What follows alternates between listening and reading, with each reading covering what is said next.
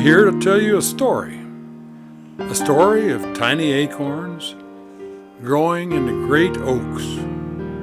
It's also the story of our church and the story of some of the people who made it Bonhomme Presbyterian Church.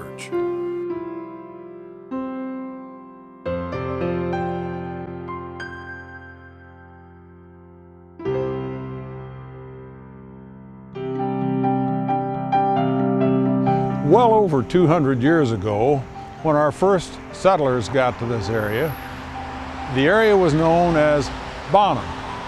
It was called Bonhomme because the Osage Indians had a chief who they really favored, and they called him Good Man in their language.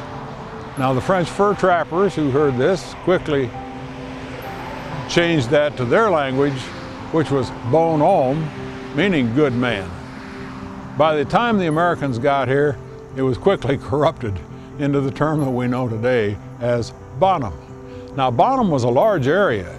It amounted to something like 7 miles from the Missouri River south and something like 15 miles from the western Missouri River towards the city.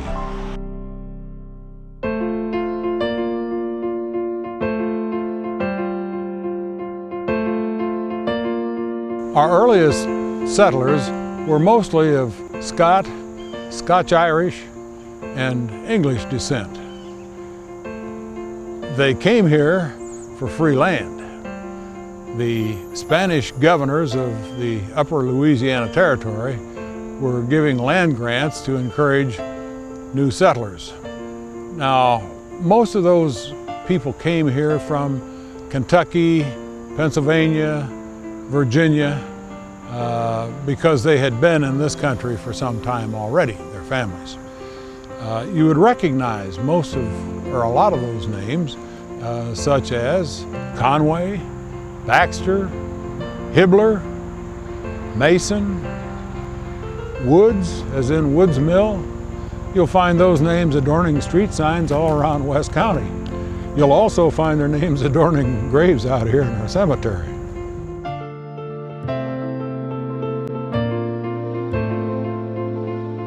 Let's talk a little bit about those early settlers.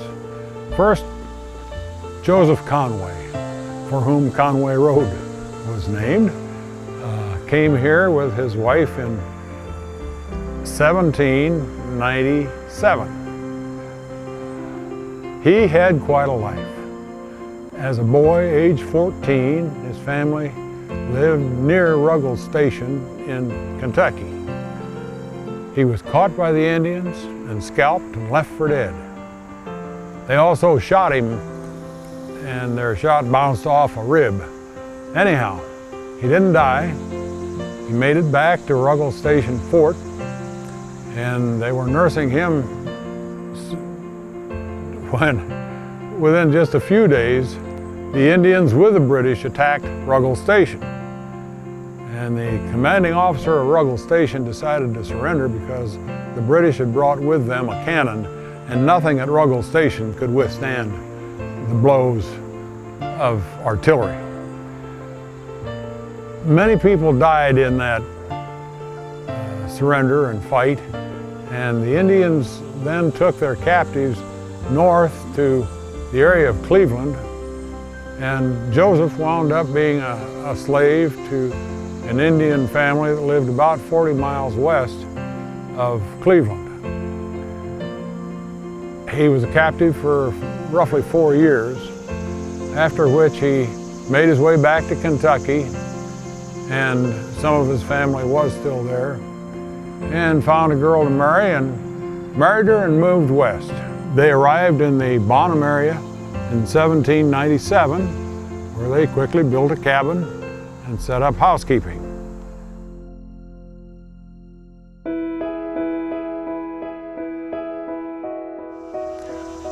Another very interesting pioneer was Dr. Sam Smyth. He was born in Ireland as a Smythe, S-M-Y-T-H, and changed that when he came to this country to Smith. Sam studied medicine at the Edinburgh University for 2 years, which was long enough in those days to become a doctor. He came to this country and practiced for a while and met his wife Elizabeth in Cumberland, Pennsylvania, and they settled down and had 4 kids. They heard about the Spanish land grants, headed for Bonhomme, and arrived here a year after the Conways got here. They built their cabin on their land grant just about a block down Conway Road from the old stone church. And he had 375 acres roughly.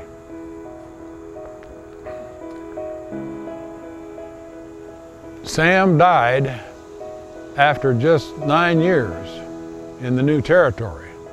But by then, his wife Elizabeth had 7 kids. Think about being 42 years old, having 7 kids out in the middle of Indian territory. What are you going to do? Well, she decided to stay. Plucky lass. Within 2 years of Sam's death, they had doubled the size of the cabin, and I believe they put firing slots in the logs where they could use the cabin as a fort. On Sam's death, their oldest child was Sally, age 19 at the time.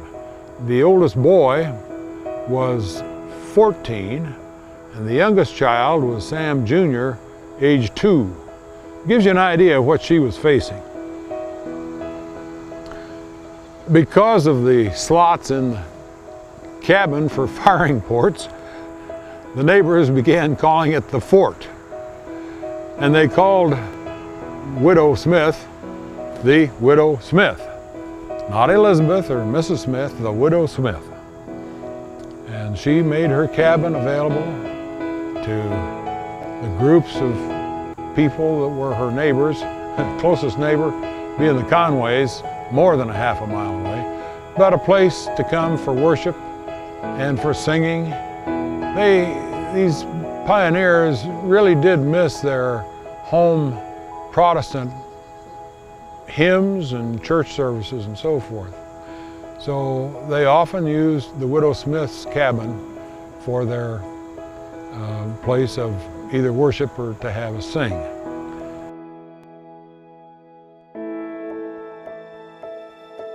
Was the Widow Smith paranoid to put those firing ports in her cabin? She also, according to her later family, kept 7 loaded guns in her bedroom. Can you imagine that? With 2, 3, 4-year-old toddlers running around? 7 loaded guns?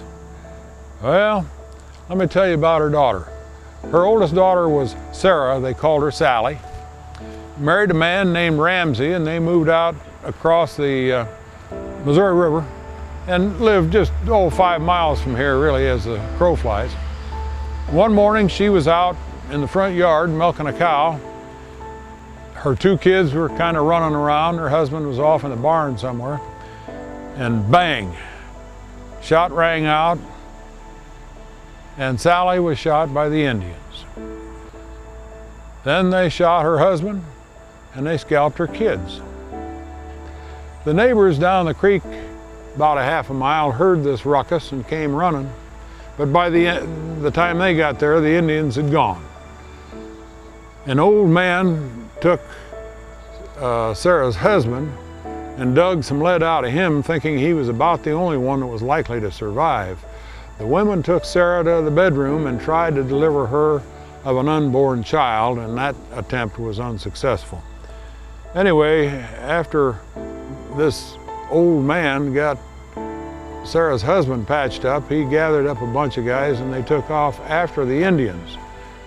And they finally caught up with them at the junction of the Quiver River and the Mississippi River, which, as the crow flies, again, isn't awfully far from this spot. But they had their battle, and apparently they won it. And turns out that that was the last battle of the War of 1812. And wouldn't you know it, It was 3 months after the British and Americans had stopped fighting the War of 1812. But who out here in the boondocks knew it? Did I mention that old guy's name was Daniel Boone? Another pioneer that came out to the St. Louis area was named Stephen Hempstead. Now, he was a well-educated man, a religious man, and his farm was near the Bellefontaine Cemetery, north of downtown St. Louis. And we know from his journals that he, on many occasions, would ride into town to attend church services. Now, in those days, the only church services were Catholic church services. And Hempstead allowed us how he didn't get much out of those sermons because he said they were all in Latin and he didn't know how to understand Latin.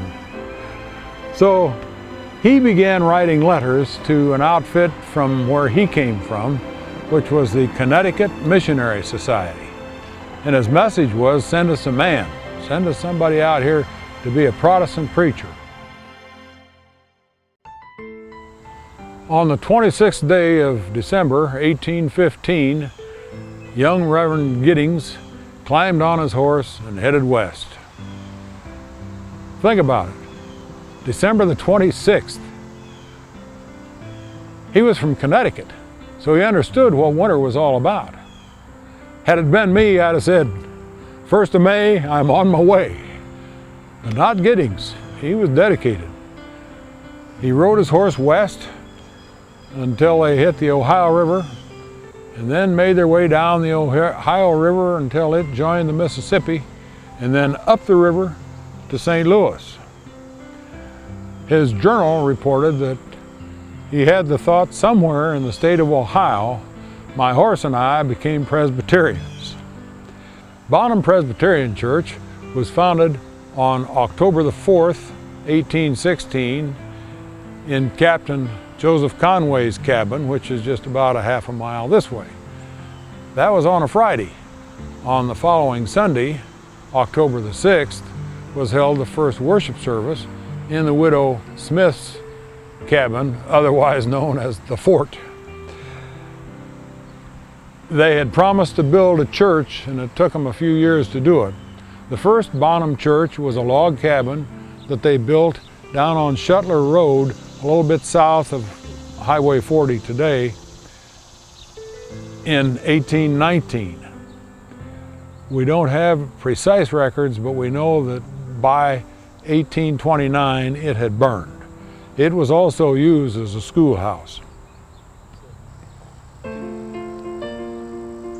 10 or 12 years after the old log cabin church burned down, the young church congregation had a collection. A man named T.K. Humphreys, who farmed out where Chesterfield Mall is today, rode around with his hat in his hand collecting until they had enough money to build the church. In those days, that was $431. They hired a stonemason from the city of Manchester to come up and set the footings and set the cornerstones. The congregation itself quarried the stone for the church just about 2 blocks up the trail. They hauled it here, chipped it, shaped it, set it. At the same time, they were sawing lumber for the building, and T.K. Humphreys in his journal announced that he'd found a new cedar tree or shake tree, which he was excited about, and many mentions in his journals that he spent the afternoon making shakes for the church. One day he brought a load of shakes over to the church and arrived just in time to find one of the carpenters had broken his arm. Pretty serious stuff in those days. We don't think too much about it today. Anyhow, they finished up the church in time for its dedication in December of 1841.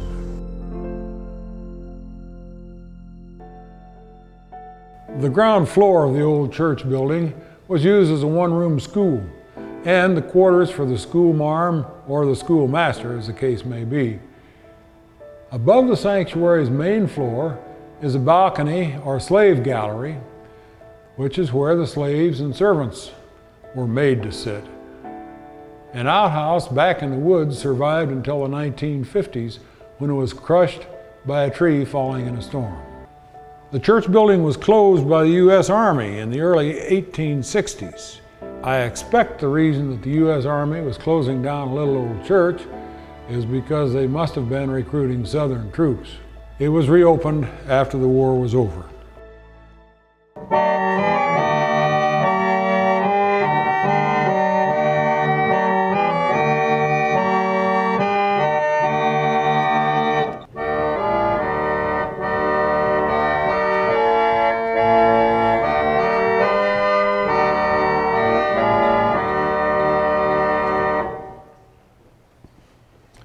In the late 1890s, the Ladies' Aid Society of the church had a nice gift for us. They bought this organ for $35.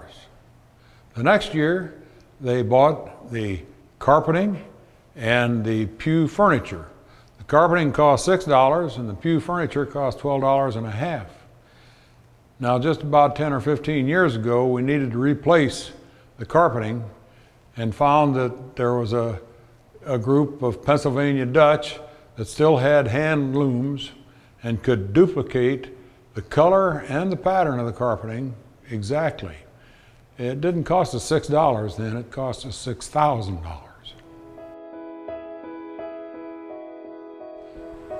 This is the grave of our little Albert Voorhees. I called him Little Albert because that's what his parents put on his grave marker. Little Albert died just 2 months before his 4th birthday. I'm sure his parents were heartbroken. They went to the point of putting up this iron fence around his grave, and we think buried Albert with an acorn in his hand. That's a traditional practice of our Native American forebears, who would bury a loved child with an acorn so that the oak tree that sprang up would mark the grave of that child.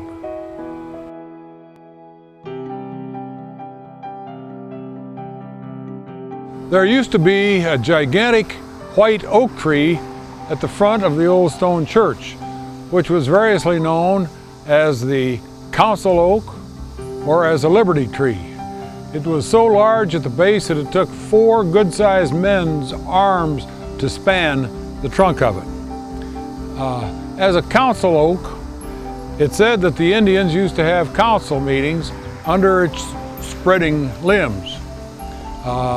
It sits very close to the end of the Indian Trail, which we know as White Road, and ran from the Missouri River up to Conway. The Liberty Tree was so named on the 200th anniversary of the United States. And any tree older than the United States at the time was deemed a Liberty Tree. The little church struggled to survive, particularly during World War II in the early 1940s. Remember, it was located far from town, and its members and ministers had to drive to reach it. During those years, gasoline and tires were almost impossible to get. Services were limited. Bonham's survival was in serious question. Membership then fell to 3 people. Then the Lord saved his little church. In the late 1940s and early 1950s, thousands of people began moving into this area. Miss Annie B. Yokel, who had grown up within a mile of the church, taught Sunday school here for years. She and her 2 nieces were the 3 remaining members. When Annie died, now Bonhomme had 2 members, she left half of her estate to Bonhomme Presbyterian Church. With this legacy and help from the Central Presbyterian Church, trustees were appointed and 7 acres of ground on the hill about a half-mile west of the old stone church were purchased for a new church building. Dr. Herbert Watson was appointed pastor and promptly set about expanding his little congregation. As soon as there started to be anything that looked like a covered space, it was necessary to figure out that maybe we had a better place to meet than the old stone church. So we opened up initially the garage of the manse and brought in a piano and some folding chairs, and we had worship service there on Sunday mornings. Dr. Roland Moseson served as our next pastor and led the congregation in building the present sanctuary building. In 1969, the old stone church was substantially vandalized. A restoration and preservation committee was established to find funding for and to repair the damage. The 8-foot fence was installed and a 4-year restoration was begun. The Christian Education Building and Great Hall were built in the 1986-87 years under Senior Pastor James A. Capps. In 2008 and 2009, Kilby Commons and renovations to the Great Hall were completed under Senior Pastor Thomas Fisenmeyer.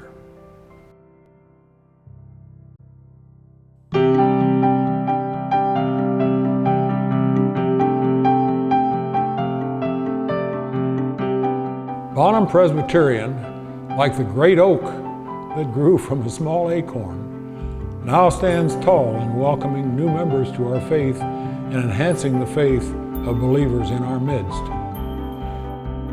May we continue the heritage and the blessing to the next generation that is written on Salmon Giddings' grave. Well done, good and faithful servant.